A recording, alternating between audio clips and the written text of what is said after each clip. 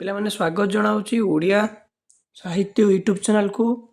ଗତ ଭିଡ଼ିଓରେ ଆମେ ଆଲୋଚନା କରିଥିଲେ ଭାଷାର ସଂଜ୍ଞା ଓ ସ୍ୱରୂପ ସମ୍ପର୍କରେ। ଆଜି ଦ୍ୱିତୀୟ ଏକକ ଆଲୋଚନା କରିବା ଭାଷାର ଉତ୍ପତ୍ତି ସମ୍ପର୍କୀୟ ବିଭିନ୍ନ ସିଦ୍ଧାନ୍ତ ସମ୍ପର୍କରେ। ଚାଲନ୍ତୁ ଡେରି ନ କରି ବିଷୟବସ୍ତୁ ଉପରକୁ ଯିବା। ପ୍ରଥମତଃ ଭାଷାର ଉତ୍ପତ୍ତି ସିଦ୍ଧାନ୍ତ କହିଲେ ଆମେ ସାଧାରଣତଃ ଭାଷାବିତ୍ମାନଙ୍କର ଦେଇଥିବା ଗୋଟେ ମତକୁ ବା ସେମାନଙ୍କ ସିଦ୍ଧାନ୍ତକୁ ଅଧ୍ୟୟନ କରିବାକୁ କୁହାଯାଏ ଭାଷାର ଉତ୍ପତ୍ତିଗତ ସିଦ୍ଧାନ୍ତ। ବେଶୀ କିଛି ଏଥିରେ ଇମ୍ପୋର୍ଟାଣ୍ଟ ନାହିଁ।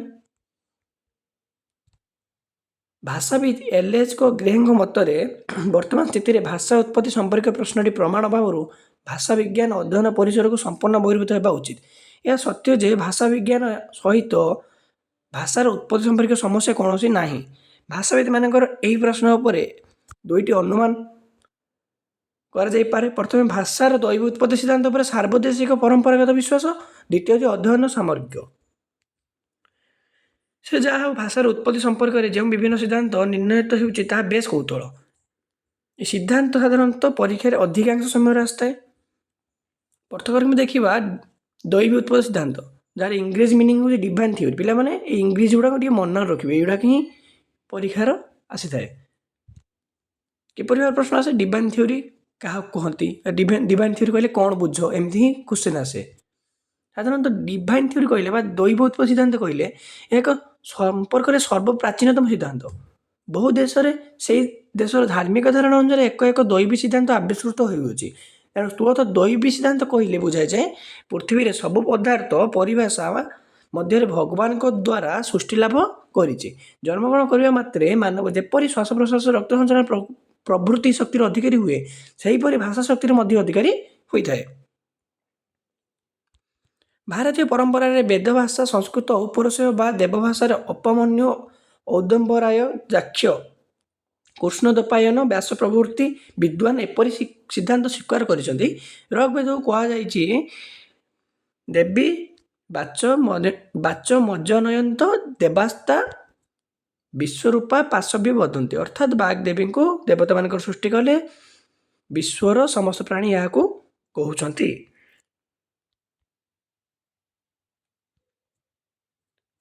ମିଶରୀୟମାନେ ସେମାନଙ୍କ ପବିତ୍ର ଗ୍ରନ୍ଥକୁ କୁହନ୍ତି କ'ଣ? ଦ୍ୱନ୍ତ୍ର, ଅର୍ଥାତ୍ ଦେବଭାଷା। ହୋମର ବିଶ୍ୱାସ କରନ୍ତି ଯେ ଦେବତାମାନଙ୍କର ଭାଷା ହିଁ ମନୁଷ୍ୟ ଭାଷା। କ୍ୟାଥଲିକମାନଙ୍କ ମତରେ ହିବ୍ରୁ ଭାଷା ଭଗବାନଙ୍କ ଦ୍ୱାରା ସୃଷ୍ଟି। ବୌଦ୍ଧମାନେ ପାଲି ଭାଷାକୁ ବିଶ୍ୱର ମୂଳ ଭାଷା, ଭଗବାନ ବୁଦ୍ଧଦେବଙ୍କ ଦ୍ୱାରା ସୃଷ୍ଟି ଭାଷା ବୋଲି କହନ୍ତି। କିନ୍ତୁ ହେରାକ୍ଲିଟସଙ୍କ ମତରେ ଶବ୍ଦ ଆକାଶରୁ ସ୍ୱାଭାବିକ ଭାବରେ ସୃଷ୍ଟି, ମନୁଷ୍ୟ ଦ୍ୱାରା ସୃଷ୍ଟି ନୁହେଁ। ପ୍ଲୋଟୋଙ୍କ ମତରେ ସମସ୍ତ ପଦାର୍ଥ ପରିଭାଷା ପ୍ରକୃତି ପ୍ରଦତ୍ତ, ଦୈବ ପ୍ରଦତ୍ତ। ଜେ.ଜି. ହଣ୍ଡଙ୍କ ତାଙ୍କ ପୁରସ୍କୃତ ନିବନ୍ଧ ଅରିଜିନ୍ ଅଫ୍ ଲାଙ୍ଗୁଏଜରେ ଏହି ସିଦ୍ଧାନ୍ତକୁ ଆପେକ୍ଷ କରି କହିଛନ୍ତି ଯଦି ଭାଷା ହେଉଛି ଦୈବୀକୃତ, ତେବେ ପୃଥିବୀର ସବୁ ମଣିଷ ଏକ ଭାଷା କୁହନ୍ତେ। ଗ୍ରେଗି ବିସ୍ପଙ୍କ ମତ ହେଉଛି ଇଂରେଜ ଯଦିଓ ମଣିଷକୁ ସୃଷ୍ଟି କରିଛନ୍ତି, ପୃଥିବୀର ସବୁ ପଦାର୍ଥ ଯେ ସୃଷ୍ଟି କରିଛନ୍ତି ତାହା ଭାବନା ଭୁଲ। ମଣିଷ ମଧ୍ୟରେ କେତେକ ପଦାର୍ଥ ସୃଷ୍ଟି କରିଛି। ଆର୍.ଏ. ୱିଲ୍ସଙ୍କ ମତରେ ଭଗବାନ ହୁଏତ ମନୁଷ୍ୟ ଉପହାର ସ୍ୱରୂପ ଭାଷା ସୃଷ୍ଟି କରିବାର ଶକ୍ତି ଦେଇଛି, କିନ୍ତୁ ମଣିଷର ହିଁ ଭାଷା ସୃଷ୍ଟି କରିଛି। ଦୈବୀ ସିଦ୍ଧାନ୍ତ ଖଣ୍ଡନ ପାଇଁ ଏକ ଐତିହାସିକ ଘଟଣା ଦୃଷ୍ଟାନ୍ତ ନିଆଯାଇପାରେ। ମିଶର ରାଜା ସେମିଟିକ୍ ଦୁଇଟି ଶିଶୁକୁ ଜନ୍ମ ନେବା ସଙ୍ଗେ ସଙ୍ଗେ ଅଲଗା ରଖିନେଲେ। ସେମାନଙ୍କ ପାଖକୁ ଯାଉଥିବା ଲୋକମାନଙ୍କ ଆଗରେ କୌଣସି ଶବ୍ଦ ଉଚ୍ଚାରଣ କରିବା ନିଷେଧ ଥିଲା। ବଡ଼ ହୋଇଗଲା ପରେ ସେମାନଙ୍କ ମୁହଁରେ ବୋକସ୍ ଶବ୍ଦ ବାହାରିଲା। ବୋକସ୍ ଶବ୍ଦ ସେମାନଙ୍କ ଭିତରୁ କାହିଁକି ବାହାରିଲା ପିଲାମାନେ? ରୁଟି ଦେଉଥିବା ଦୁଇଟି ଭୃତ ଅଜ୍ଞାତ ସାର ସେମାନଙ୍କ ଆଗରେ ଏହି ଗୋଟିଏ ଶବ୍ଦ ହିଁ ଉଚ୍ଚାରଣ କରନ୍ତି। ଭୃତ ପ୍ରୟୋଜନ ଭାଷାଭାଷୀ ଏହି ଭାଷାରେ ବୋକସ୍ ଶବ୍ଦର ଅର୍ଥ ହେଉଛି ରୁଟି। ଫ୍ରେଡରିକ ଦ୍ୱିତୀୟ ସ୍କଟଲ୍ୟାଣ୍ଡରେ ଜେମ୍ସ ଚତୁର୍ଥ ଏବଂ ଆକବର ବାଦଶାହ ଏହିପରି କେତେକ ପଦ୍ଧତି ପରୀକ୍ଷା କରିଥିଲେ। ଆକବର ପ୍ରୟୋଗ ଫଳରେ ଏହା ହେଲା ଯେ ଶିଶୁଗୁଡ଼ିକ ମୂକ ହୋଇ ବାହାରିଲେ। ଏଥିରୁ ପ୍ରମାଣିତ ହେଲେ ଯେ ଶିଶୁ ମା ପେଟରୁ ଭାଷା ଶିଖି ଆସି ନଥାଏ, ଭାଷା ଦୈବ ସୃଷ୍ଟି ନୁହେଁ। ଦ୍ୱିତୀୟ ସିଦ୍ଧାନ୍ତ ପିଲାମାନେ ଯିବା ଧାତୁ ସିଦ୍ଧାନ୍ତ ବା ଅନୁରଣନ ସିଦ୍ଧାନ୍ତ। ପିଲାମାନେ ମନେ ରଖିବ ଧାତୁ ସିଦ୍ଧାନ୍ତର ଅନ୍ୟତମ ନାମ କ'ଣ ବା ଅନ୍ୟତମ କ'ଣ କୁହାଯାଇପାରେ ଧାତୁ ସିଦ୍ଧାନ୍ତକୁ? ଧାତୁ ସିଦ୍ଧାନ୍ତକୁ ଅନୁରଣନ ସିଦ୍ଧାନ୍ତ କୁହାଯାଇପାରେ ବା ରୁଟ୍ ଥ୍ୟୁରି ଡିଙ୍ଗଡୋଂ ଥ୍ୟୁରି। ଇଂଲିଶ ମନେ ରଖିବା କମ୍ପଲସରି ପିଲାମାନେ, ଇଂଲିଶ ମନେ ରଖିବା କ୍ୱେଶ୍ଚନ୍ ହିଁ ଇଂଲିଶର ଗୋଟେ ଗୋଟେ ପକେଇ ଦେଇପାରେ। ପ୍ଲଟୁ ଏହି ସିଦ୍ଧାନ୍ତ ସମ୍ପର୍କରେ କେତେକ ସୂଚନା ଦେଇଥିଲେ, କିନ୍ତୁ ଜର୍ମାନ ପ୍ରଫେସର ହେନ୍ସ ଏହାକୁ ସ୍ପଷ୍ଟ ରୂପେ ପ୍ରଦାନ କରିଥିଲେ। ମାକ୍ସ ମୁଲର ପ୍ରଥମେ ଧାତୁ ସିଦ୍ଧାନ୍ତ ସମର୍ଥନ କରିଥିଲେ, କିନ୍ତୁ ପରେ ପରେ ନିରର୍ଥକ କହି ତ୍ୟାଗ କରିଦେଇଥିଲେ।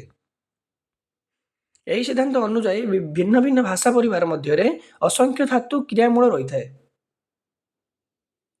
ଏହି ଧାତୁ ହିଁ କ୍ରିୟା ସୃଷ୍ଟି, ଶବ୍ଦ ସୃଷ୍ଟିର ମୂଳ ବୀଜ। ଏହା ଶବ୍ଦପଦର ପଦବାକ୍ୟର ଆଧାର, ବାକ୍ୟର ଭାଷା ଆଧାରରେ ଏହିପରି ଧାତୁ ଭାଷାର ମୂଳ ବୀଜ। କାଳକ୍ରମେ ଏହି ଧାତୁଗୁଡ଼ିକ ଲୋପ ପାଇ ପ୍ରାୟ 2500-500 ପର୍ଯ୍ୟନ୍ତ ସଂକୁଚିତ ହୋଇଆସିଛି। ମାକ୍ସ ମୁଲର ଧାତୁର ଅନୁରଣନରୁ ସୃଷ୍ଟି ବୋଲି ଭାବିଥିଲେ। ତାଙ୍କ ମତରେ ପୃଥିବୀ ତମ୍ବା, ପିତ୍ତଳ, ଲୁହା, ସୁନା ପ୍ରଭୃତି ବିଭିନ୍ନ ଧାତୁ ବିଭିନ୍ନ ଧ୍ୱନିର ସୃଷ୍ଟି କରିଥାନ୍ତି। ମନୁଷ୍ୟ ପ୍ରଥମେ ଏହି ଧ୍ୱନିକୁ ଅନୁକରଣ କରିଥାନ୍ତି। ଅବିକଳ ଉଚ୍ଚାରଣ କରିବା ଚେଷ୍ଟା କଲେ ମଧ୍ୟ କ୍ରମେ ଏହା ଅନୁରଣନରୁ ଅନୁକରଣ ବିଭିନ୍ନ କ୍ରିୟାମୂଳ ବା ଧାତୁ ସୃଷ୍ଟି ହେଲା। ତା ଫଳରେ ଡିଙ୍ଗଡୋଂ ଅର୍ଥ ହେଉଛି ଘଣ୍ଟା ବା ଅନୁରଣ। ଏହା ଉପରେ ସିଦ୍ଧାନ୍ତ ଆଧାରିତ।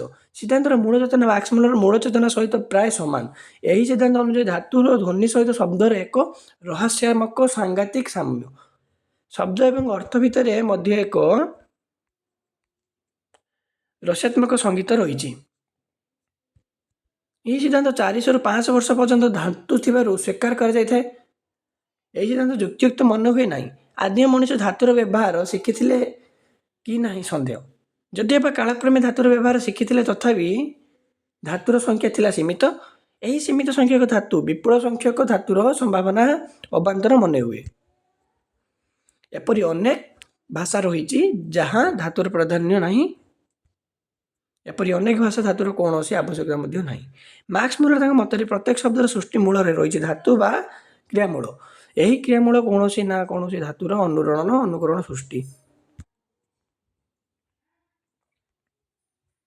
ମାତ୍ର ଭାଷାର ସୃଷ୍ଟି ପାଇଁ କେବଳ ଧାତୁ ଯଥେଷ୍ଟ ନୁହେଁ। ପ୍ରତ୍ୟୟ, ଉପସର୍ଗ ଓ ଅନ୍ୟ ରୂପମାନଙ୍କ ମଧ୍ୟ ଆବଶ୍ୟକତା ରହିଛି।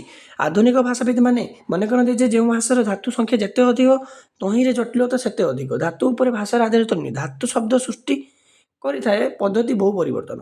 ଶବ୍ଦ ସହିତ ଅର୍ଥର ସମ୍ପର୍କ ମଧ୍ୟ ସ୍ୱାଭାବିକ ନୁହେଁ। ଏହା ସାମାଜିକ ସ୍ୱୀକୃତି ଉପରେ ଆଧାରିତ। ତେଣୁ ଏହି ସିଦ୍ଧାନ୍ତଟି ଅମୂଳକ ମନେ ହୁଏ।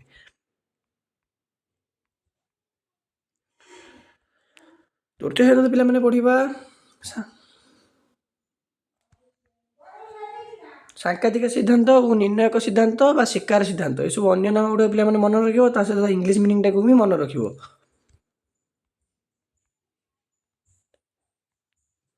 ଫ୍ରାନ୍ସର ପ୍ରସିଦ୍ଧ ବିଦ୍ୱାନ ରୁସୋ ସମାଜ ସମ୍ବନ୍ଧରେ ଗବେଷଣା କଲାବେଳେ ସେହି ଗବେଷଣା ଆଧାର ଉପରେ ଭାଷାର ଉତ୍ପତ୍ତି ସମ୍ପର୍କରେ ଏହି ସିଦ୍ଧାନ୍ତ ପ୍ରତିପାଦନ କରିଥିଲେ। ତାଙ୍କ ମତରେ ମନୁଷ୍ୟମାନେ ଆରମ୍ଭ ହସ୍ତରେ ସଂକେତ ଦ୍ୱାରା ଭାବର ଆଦାନ ପ୍ରଦାନ ଚେଷ୍ଟା କରୁଥିଲେ, କିନ୍ତୁ ଯେତେବେଳେ ଦେଖିଲେ କେବଳ ହସ୍ତରେ ସଂକେତ ଦ୍ୱାରା ସମସ୍ତ କାମ ଚଳିପାରୁନାହିଁ, ସେତେବେଳେ ସେମାନେ ଏକତ୍ର ହୋଇ କେତେକ ଧ୍ୱନି ସଂକେତ ରୂପ ସ୍ୱୀକାର କରିଥିଲେ। ସେହି ଧ୍ୱନି ସଂକେତ ରୂପକୁ ଶବ୍ଦରେ ପରିଣତ କରାଗଲା। କିନ୍ତୁ ଟିକିଏ ଧ୍ୟାନଶୀଳ ହେଲେ ଜାଣିହେବ ଏ ସିଦ୍ଧାନ୍ତ ଅସାର। ଯଦି ଆରମ୍ଭରେ କୌଣସି ଭାଷା ନଥିଲା, ତେବେ ଲୋକମାନେ ଏକତ୍ର ହେଲେ କିପରି? ଯଦି ଏକତ୍ର ହେଲେ ଶବ୍ଦ ଗଢ଼ାଗଲା କିପରି? ବସ୍ତୁତଃ ବିନା ବିଚାର ବିନିମୟରେ ଏକତ୍ର ହେବା ସମ୍ଭବପର ନୁହେଁ। ପ୍ରତୀକ ବିନିମୟ କରିବା ମଧ୍ୟ ସମ୍ଭବ ନୁହେଁ। ପିଲାମାନେ ଆଜି ପାଇଁ ଏତିକି। ନେକ୍ସଟ ଭିଡ଼ିଓରେ ଆମେ ଆଲୋଚନା କରିବା ଇଙ୍ଗିତର ସିଦ୍ଧାନ୍ତ ବା ଇଙ୍ଗିତ ସିଦ୍ଧାନ୍ତ, ଜେକ୍ସିର ଥ୍ୟୁରି। ପିଲାମାନେ ଲାଇକ୍, ସେୟାର, ସବସ୍କ୍ରାଇବ୍ କରନ୍ତୁ ଆଉ ନିଜ ସାଙ୍ଗମାନଙ୍କ ମଧ୍ୟରେ ସେୟାର ମଧ୍ୟ କରନ୍ତୁ। ଯେଉଁଟା ଡାଉଟ୍ ଥିବ ପିଲାମାନେ କମେଣ୍ଟ ସେକ୍ସନରେ ଯାଇ ପଚାରିପାରିବ। ସମସ୍ତଙ୍କୁ ତାର ଆନ୍ସର୍ ମିଳିଯିବ। ଆଜି ପାଇଁ ଏତିକି ପିଲାମାନେ, ଧନ୍ୟବାଦ।